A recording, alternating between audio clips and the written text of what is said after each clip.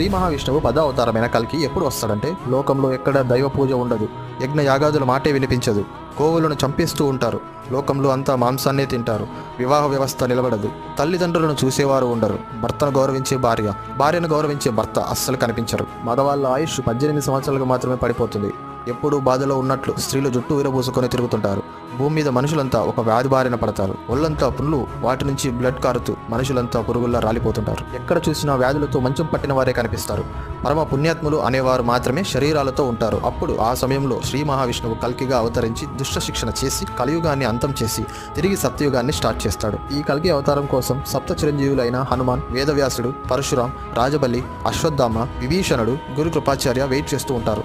వీళ్ళంతా కల్కి భగవానుడితో కలిసి కలితో పోరాడతారు. ఇదే స్టోరీ మనకి కల్కి 2898 AD అయిన ప్రభాస్ గారి మూవీ పార్ట్ 2లో చూపించి ప్రభాస్ గారితో సప్త చిరంజీవులు కూడా ఫైట్ చేసే సీన్స్ ఉంటే తలుచుకుంటేనే గూస్ బంప్స్ వస్తున్నాయి.